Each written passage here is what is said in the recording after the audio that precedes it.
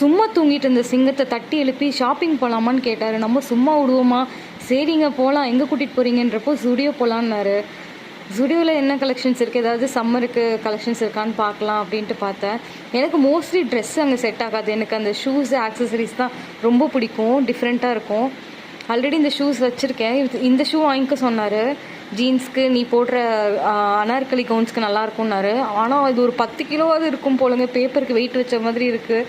எப்படி நடக்க முடியும், எனக்கு வேண்டாப்பா, அதுக்கு போல் நான் வேறு ஏதாவது எடுத்துக்கிறேன்னு சொல்லிட்டு இங்கே வந்து பார்த்தோம். அப்போ எனக்கு பார்த்தோன்னே இந்த ஸ்லிப்பர் ரொம்ப பிடிச்சிருச்சுங்க. அதனால் சரி இது வாங்கிக்கிறேன்னு சொல்லி நானும் சொல்லிவிட்டேன். அவரும் சரி ஓகே எடுத்துக்கோ அப்படின்ட்டாரு. பாவம், கூப்பிட்ட பாவத்துக்கு அவர் தான் பேக்கை சுமந்துட்டு நின்றுட்டு இருந்தார். சரி நீங்கள் ஏதாவது எடுத்துக்கோங்க, நான் உங்களுக்கு வாங்கி தரேன் அப்படின்னேன். ஷூ வாங்கி தரியானாரு. ஷூக்கெலாம் பட்ஜெட்டில் வேணால் சாக்ஸ் வாங்கிக்கோன்னேன். அப்புறம் பாவமாக தெரிஞ்சிச்சு. ஏதாவது ஒரு செப்பல் எடுத்துக்கோங்கன்னு சொல்லிட்டு செப்பல் பார்த்தாரு. இப்போ பாருங்கள், நம்மளுக்கு பிடிச்ச காஸ்மெட்டிக் செக்ஷன் வந்துருச்சு. ப்ரைஸ் எல்லாம் 149க்கு இவ்வளோ கலெக்ஷன்ஸ் ரொம்பவே பரவாயில்லைங்க. பட் நான் இந்த ப்ராடக்ட் யூஸ் பண்ணதில்லை, எப்படி இருக்கும்னு தெரியல, லாங் ஸ்டேவாக இருக்குமான்னு. இது பாருங்கள், இந்த ஆக்சசரிஸ்லாம் ரொம்ப பிடிக்கும், நான் வாங்கி யூஸ் பண்ணியிருக்கேன், நல்லாயிருக்கும்.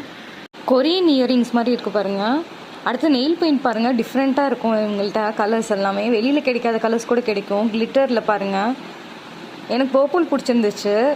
என் ஹஸ்பண்ட்க்கு வந்துட்டு கிளிட்டர் நல்லாயிருக்கு எடுத்துக்கோ அப்படின்னாரு. சரி நீங்கள் தானே பில் போடுறீங்க, எடுத்து தாங்க அப்படின்ட்டேன். இது பாருங்கள், நெக் பீஸும் அவ்வளோ டிஃப்ரெண்ட்டாக இருந்துச்சு.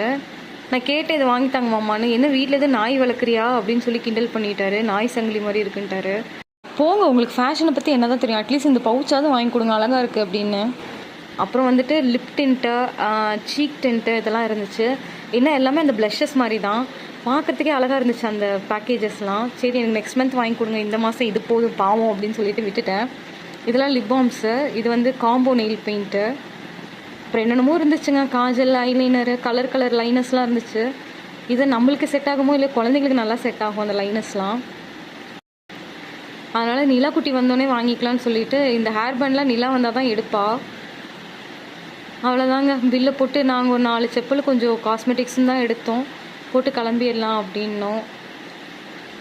கடைசியில் எனக்கு பிடிச்ச செப்பலும் எடுத்துட்டேன். அதனால் ரொம்ப குஷியாகிடுச்சு. சரி சீக்கிரம் கிளம்புங்க, அடுத்தது சாப்பிட போக வேண்டாமான்னொன்னே என்னது அப்படின்னு ஷாக் ஆகிட்டாரு. பாய் டூடல்ஸ்.